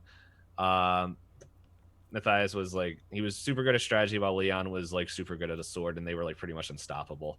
So anyway, they go do a whole bunch of things. He finds love, and he goes off to another war, and I don't know if it's his wife or like betrothed to be married. But pretty much love of his life dies of illness, to where that whole thing, he's like becomes super pissed off at God. He's like, you know what? I'm gonna show you. I'm gonna live forever. To where to do this, he finds this item called a crimson stone that makes him immortal, which is even cooler because getting the crimson stone, like for anyone that's played Castlevania, death is normally a monster boss that you have to fight, which comes from the fact that that Matthias has the crimson stone. Like, he gets death as a familiar pretty much, and it's just like summons him. It's like, yeah, go fight people. But yeah, he gets that. Oh, he can absorb souls of slain vampires and add it to his own.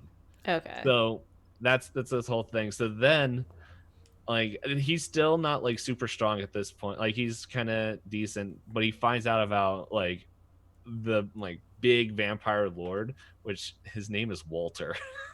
It says like, what a vampire! I'm Walter. Hello. Who has another stone called the Ebony Stone, which was like a super like one of the like ancient artifacts. The Crimson Stone turns out like was lost to time, and vampires tried to find it but never could. So the Ebony Stone was like second to the Crimson. Yeah, so Matthias actually Walter did want the Crimson Stone, and so there's this whole kind of battle thing where they go, and so pretty much like as time goes on, like Matthias is just like, what can I do about this? And then he goes and tells Leon, hey bud, this vampire over here like is super bad, and is just like is trying to take your fiance. And Walter's like, actually no, yeah, Matthias tricked Walter into doing this. They go after Leon's fiance. Well, Leon is a Belmont, which he's like the big vampire hunter dude. And like as soon as Walter tries to take his fiance, Leon goes in and just murders the dude super hard. and to that point where like Matthias shows up, absorbs his soul, and becomes super strong, and then the Ebony Stone gets destroyed and is like gone for as far as I read into the thing. And yeah, so then Matthias just pretty much goes into hiding, as the last line in this thing says. He goes into hiding in foreign lands. He continues to curse God. And then he names himself like the Lord of Vampires and everything. And then just goes on like from there as he just keeps gaining more power. Like, he makes a magic castle, he gets more monsters, and just keeps building up like his like super force of freakazoid creatures to like that the Belmonts just keep coming and ruining. And I'm not going to go into all the lore. I just thought the beginning of that lore was hilarious because it wasn't like he's a vampire out of spite. yeah, he's just like, my wife died or my love died, I'll show you God. And just like eats a stone or whatever. And then it like goes on like further, and there's a whole bunch of stuff I didn't want to read. Like, as I said, like it starts off in 1094. That's when the story starts. This Wikipedia ends in the year 1999. It's a whole lot of Castlevania. Yeah, and so like I'm not reading through all of this, and like some of them get into games, which I don't know, we're spoilers. But the main reason, like besides the lore that cracked me up, that I think Castlevania Dracula I like the most, is like 9 times out of 10 when someone kills a vampire, they're just gone, and it's like, okay, well, we solved this, let's go fix the land, blah blah blah. Stinking Dracula here, like, he dies, he like takes a nap for a couple years and comes back. He's just like, I'm back now, and like there's it seems like it's not even like that big of like a pause in between him going from like, I'm dead, okay, I'm at full power again, let's go. And it's just like, yeah, the Belmonts, they have like they have that whip, and they have like all these other tools they can do, but it's just like they aren't able to like fully vanquish him. He just comes back. He's just like, hey, I'll see you guys again. Don't but you like, worry. yeah, and but like as I was reading it, I'm like beside it just sounds like he's a dick because he's just like, ah, yeah, and just like he pretty much just like screws with people over like as they want to try to do things where he's like, well, I can't take this vampire lord. Oh man, I'll make sure he goes after my best friend's fiance, so he will kill him, and then I can have the power. And then it just seems like he gets up and he's just like he doesn't even do the fighting. He just sends his forces and is just like, yeah, you go deal with this now. I'll come back in a bit. Or like he just seems like this super all powerful dude, but super super lazy. Mm-hmm. Um, He has all and the power in the world and decides, I'm gonna just sit back, take naps if I get hurt, come back, everybody else do my dirty work. yeah, exactly. Like he has like this super like A class. Like the dude has death in his like options of sending people to go kill people, which is literally in his name, death. And he got it from like just eating a stone or whatever he did. Um, it's I don't know. It cracks me up. Just and like there's a part where like he does the whole Alucard thing and like goes and starts like fighting people as well. It's oh wait, Alucard's his son. Okay, Yeah. yeah. It just cracks me up just like reading all this and like I don't know. Like he has under oh wait no that's not his powers. Like and one of the things that he says it's he has the power of chaos. It's a supernatural power so that's not part of a mere vampire. And he like just pretty much he's just like yeah he's like a super vampire. I like the idea of just having chaos. Yeah. Just straight chaos. Oh man, there's more quotes. Let's see. Is there any other good ones in here? Um. Okay. This one kind of seems like it would fit a little bit of what we were saying. I see. Destiny can be quite fun at times. They've likely come to interfere, but I hope you'll be in a better mood later. I have no clue what he's talking about, but it sounds like someone's trying to kill him or just like, yeah, We'll come whatever. back later. Yeah. Get off my lawn. So, let's see. Is there any other fun ones in here? Oh man, this one is kind of like the other one. It's like, ha! Mankind, a cesspool of hatred and lies. Fight for them, then fight for them, then and die for their sins. It's just like, okay. The dude, like, as I was skimming through the thing, like his hatred goes from God to humans, like, real quick. Well, yeah, because he has how many generations of humans that are like, oh, Dracula's castle appeared, time to go. I'm in Yeah. the bloodline. Yeah, it's literally not so much like it's just one family where Yeah, as long as they have the bloodline in them, that's enough, right? yeah, I guess I don't know. Really haven't played a whole lot of Castlevania games. I'm really bad at them, but they crack like I don't know. Dracula just cracks me up. There's a main article where Dracula dialogue. Just his dialogue, just all his Yeah. lines. So, but yeah, I think Dracula is a fun one. I don't know. He's got silly lore. He cracks me up. But I like it that because when vampires normally become vampires, like they have to serve another entity. It seems like, or they're like underneath the person who made them a vampire, like in power. He's like, no, I am my own power. Yeah, it's like every other vampire's got like strings. They're like, all right, I have this hierarchy. He turned me into a vampire, so I do what he says, and I turned him into a vampire, so he does what I say, and there's a whole like Yeah. lineage. And then the Dracula in that theme is just like, nah, it me. Yeah, It's he's always like, been me. I'm gonna destroy you now. So, but yeah, that's all I have to say about Castlevania, Dracula. No, that is a good Dracula. When you first said Dracula, I was like, I hope he doesn't say Book Dracula, because Book Dracula is just kind of like a creepy guy. He doesn't come off as very cool to me.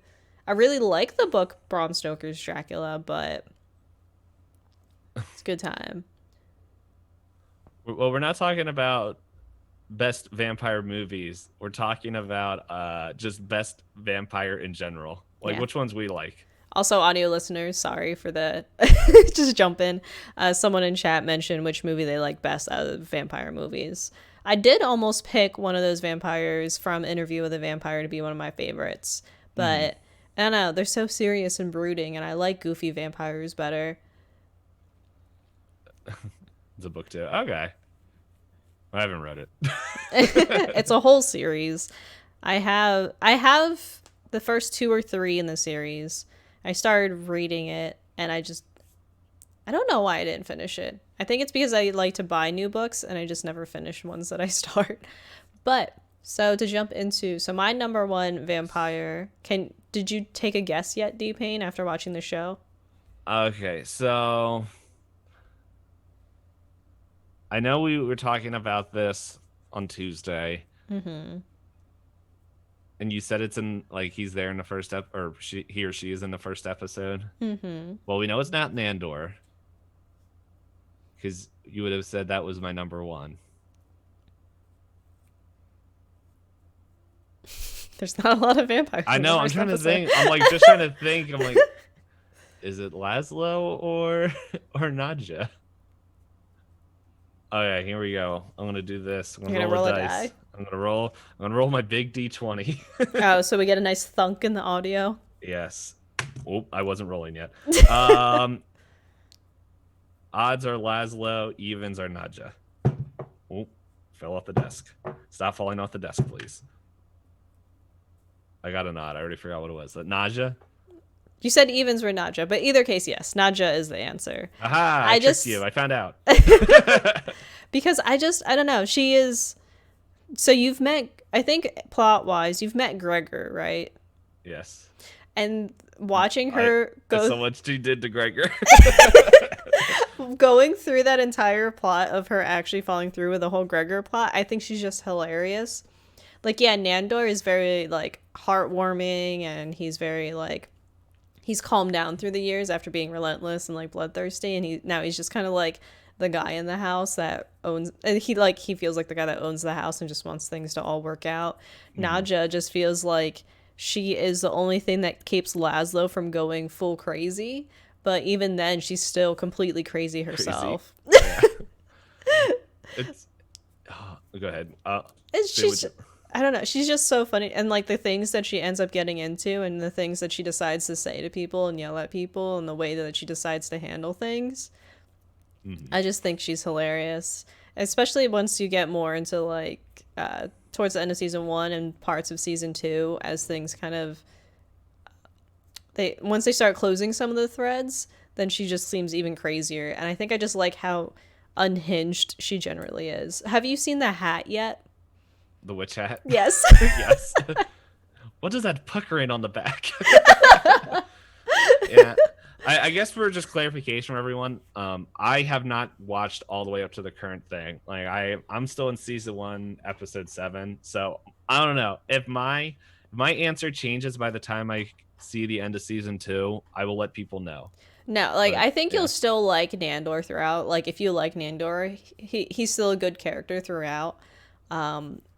I do have other characters in there that end up becoming my favorites for different reasons, but I won't talk about it too much because I think it gets spoilery to a point. But just I don't know. Nadja to me is just this crazy chaotic creature that is somehow still able to keep people in line, and it's so hard for me to imagine when she's gonna spend her time going to a carnival date with a person she believes is Gregor.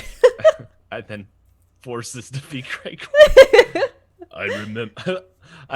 Oh man, that dude. Like I watched that episode last night, and it was like that guy. Like just, it was like an actor reel because he's just like He went from like soft and quiet. yeah. She was like, yeah, and then he's like, I am Gregor, and oh my goodness, I was shot in the neck, and like he just starts flashbacking through all his deaths, Every single then, death. and then she's just like, Flashpoint's like, oh yes, I'm here to bathe. And it's just like, and they're like, everyone is like, my neck.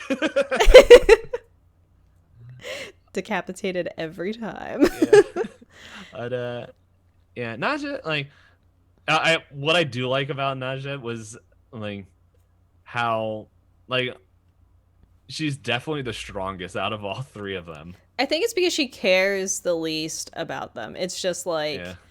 like Laszlo has his own priorities. He's very like selfish and like self-serving. Hmm. Nandor doesn't want to get into trouble, and he'd Yeah. rather send like his familiar Guillermo to deal with it for him, and not just like fine, fine, I'll do it, fine. Yes. Like when they're stuck in the in the pound.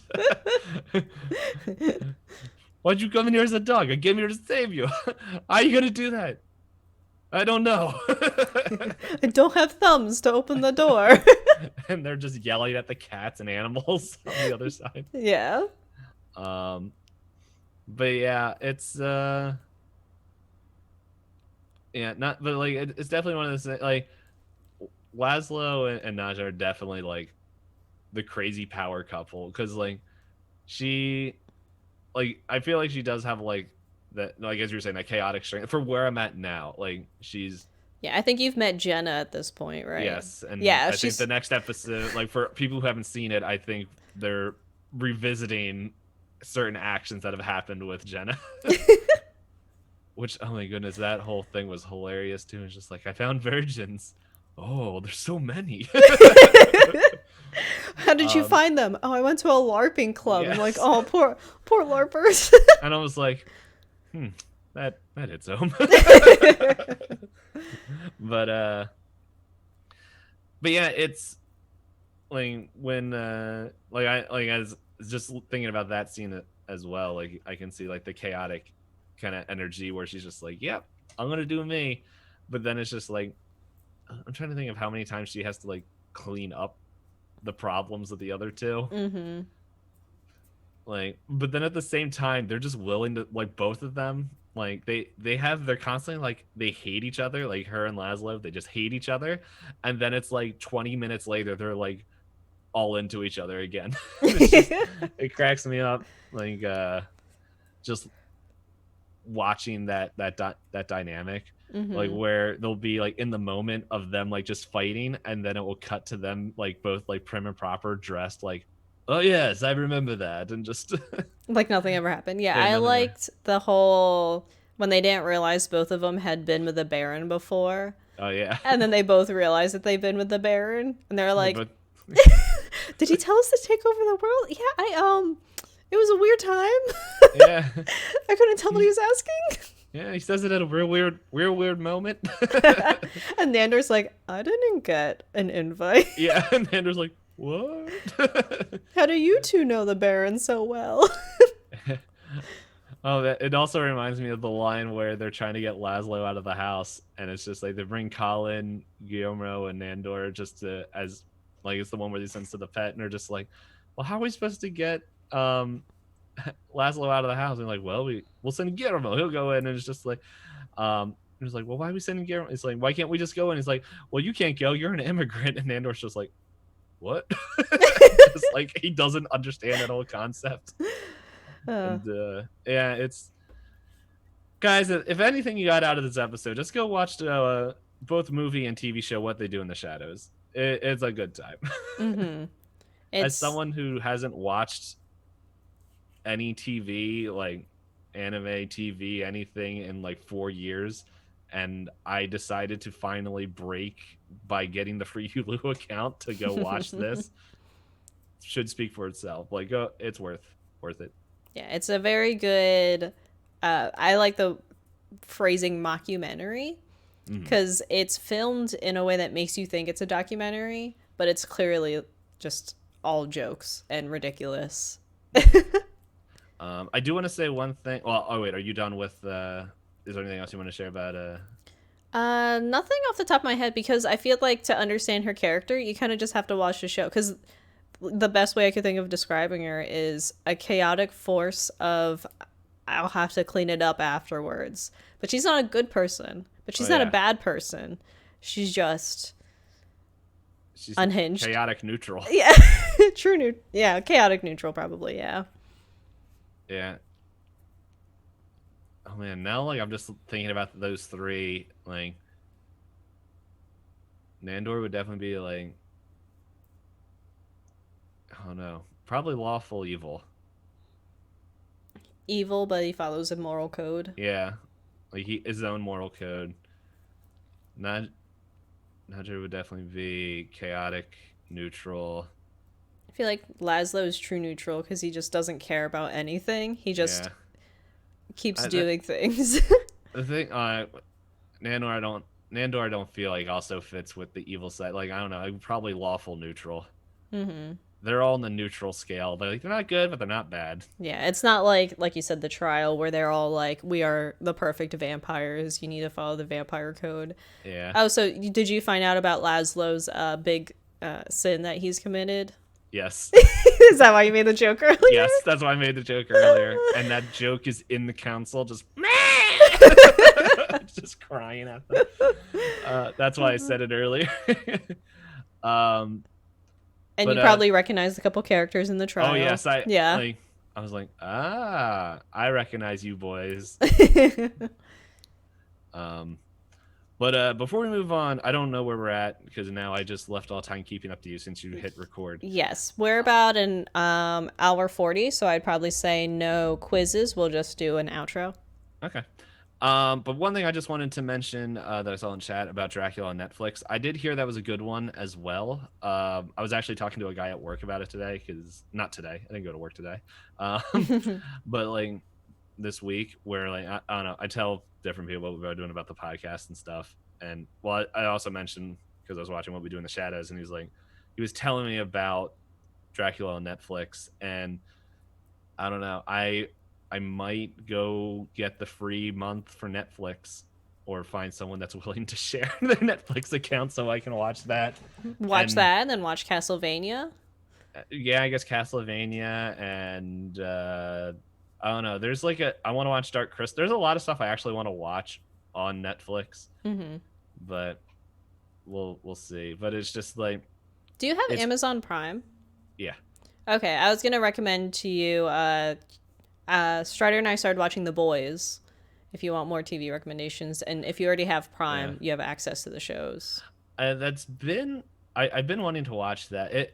It's just like What We Do in the Shadows time-wise is very nice. Yes, it is only 30 minutes an episode, whereas The Boys is an hour per episode. And so like I've been watching it before I've been going to bed, mm-hmm. and so like it's. So like pretty much like if people see me like close the stream real quick, or like if I leave someone who I host really quick, I'm like, well, I want to go watch What We Do in the Shadows. But I do want to watch The Boys.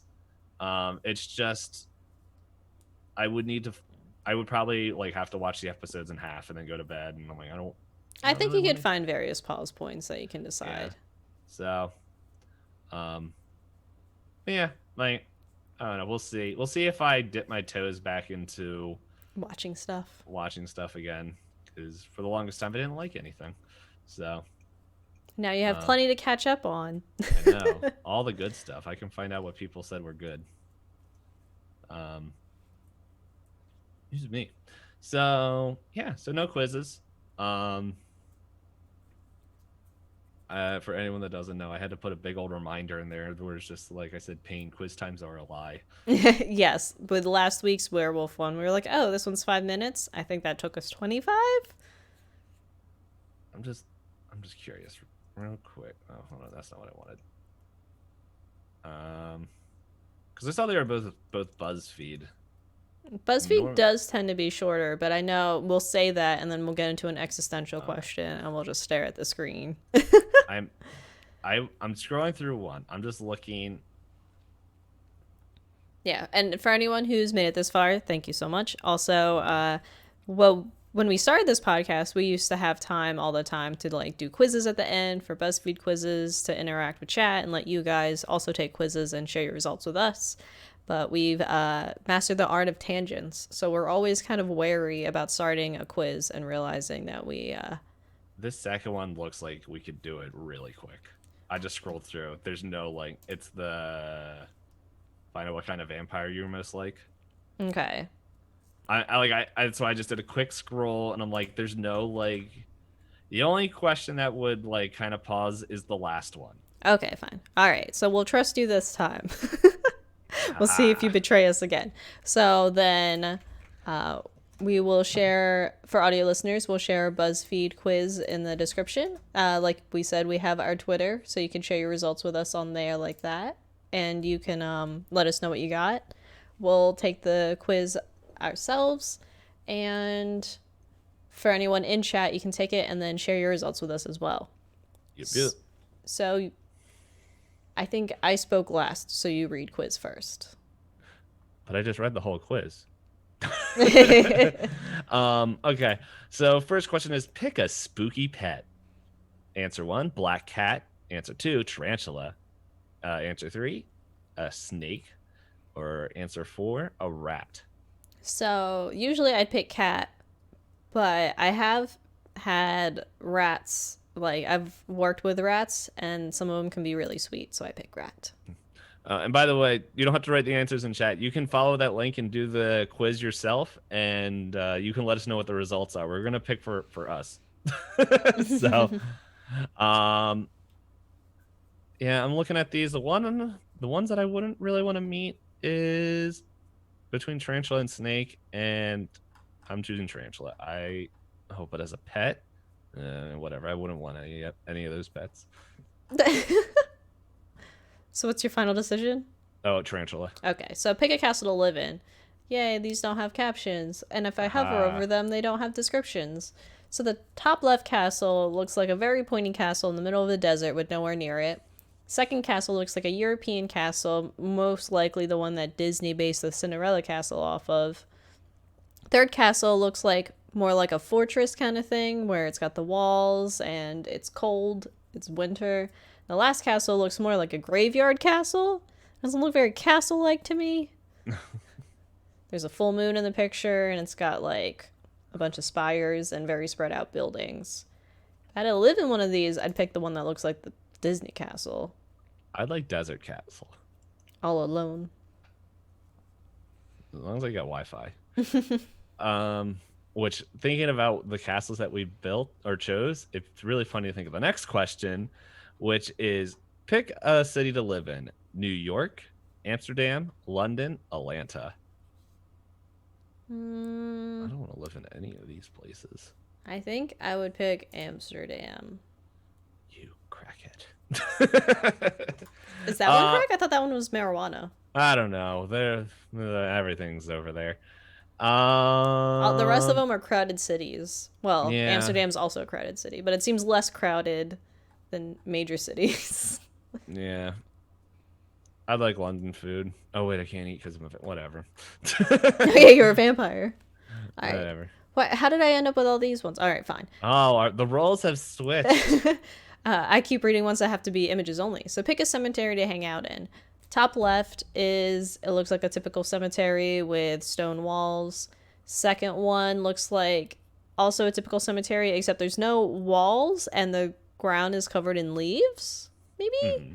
The next, yeah, no, they're leaves. Okay, the next one looks much more organized than the other two. I guess the second one looks kind of like what you see in a zombie movie. The third one is like very organized and the plots are very separated and it looks like it goes on for a distance. And then the fourth one looks like the gates to hell. There's like lava and giant crucifixes that are very tall.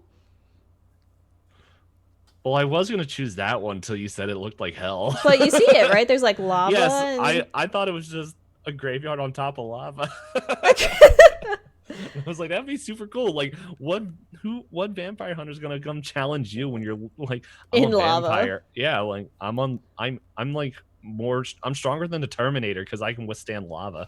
I'm gonna pick the third one, the very organized graveyard. You know what? I'm going with the lava one. Oh, dumb.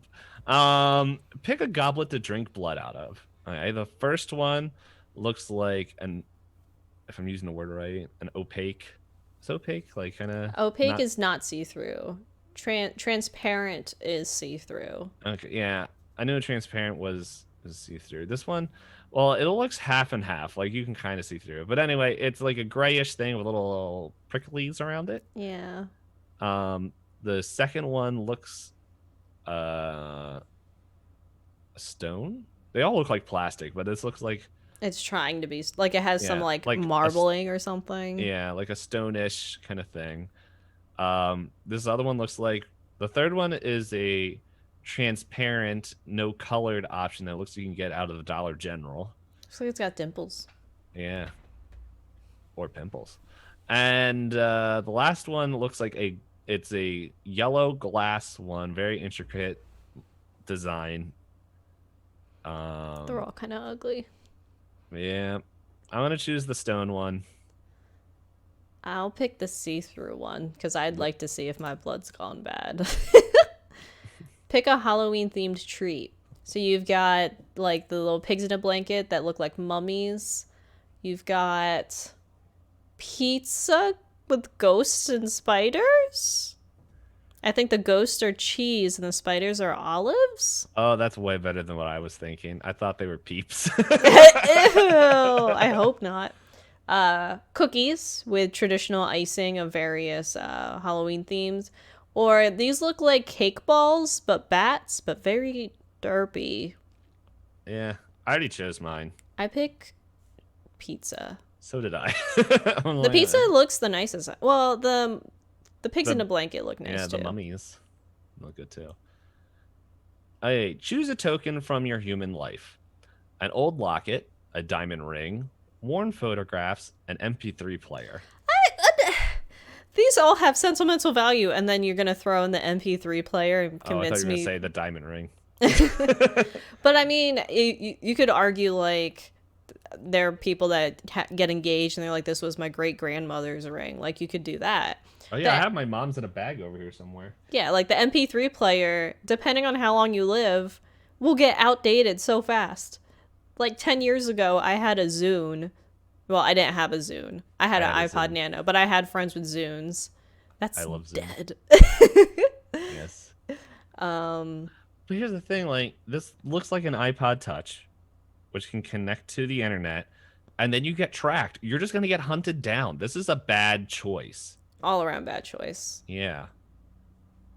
I guess out of all of these, I'd rather just go with an old locket because I can keep it with me. I can put a photograph in the locket, but I don't have to carry a photo book every time I move. Because as a vampire, I feel like you move very often. Debatable. Yeah, I guess. As someone who just went through like a whole bunch of family photographs and like has a bin filled with like photographs that my mom had stored up, I would probably go with the worn photographs because like I just remember looking through them with like my brother and just like having tons of like, remember this, or look how stupid this person is, and they're like, that was me. And I was like, comment still stands. So yeah. This is you. Is it? Oh, okay. Pick a vampire ability. So, eternal life, super strength, super speed, or mind control. I like super speed so I can get places fast. I want eternal life so I can laugh in the face of humans. Well, I did not like what I got. I'm apparently a vampire from the Vampire Diaries. We got the same one. Just be sure not to fall into a love triangle with the Salvatore brothers. Yeah, no, I'm fine. I'm okay. Yeah, don't fall into a love triangle with me. Get out of here. I know Rick from chat got a classic vampire Dracula, Nefastro. Those are your true friends. It's nice being an OG. Hats off to you. And apparently System Shock and Ice King both got System Shock got old school and the Ice King got classic. So apparently we got a modern day cheesy romance show vampire. Yeah. We took it wrong. We did it bad. Guess what? None of you guys are invited to our love triangle. Oh, that's the cold open. Uncomfortable. Not my double intro. Well, no, there's that. I like finding just a random clip from the middle of the podcast and having that open to music, and then it goes into there. Fair enough. But yeah, no. Thanks everyone for tuning in for another episode. We always appreciate it. Again, if you want to share your results, we had people in chat share their results for the quizzes with us. If you want to share your results as an audio listener, you can find us at twitter.com/pointlessdisco. We'll also try and put more fun facts. And the fun facts for the upcoming monster this next week is ghosts. spooky. Yay. Ooh. What spoilers? Let's find how many children ghost we hate. But yeah, just kind of repeating what Hop said. We wanted to make the Twitter be a little bit more interesting. Besides the same like, hey, we're live, or hey, here's a topic to vote on. It's we're now sharing goofy to interesting facts that we found on the internet.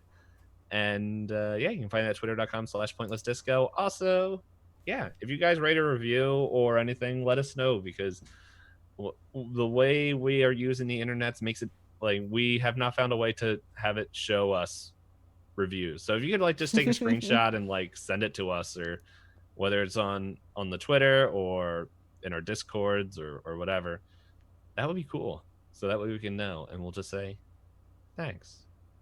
You rock.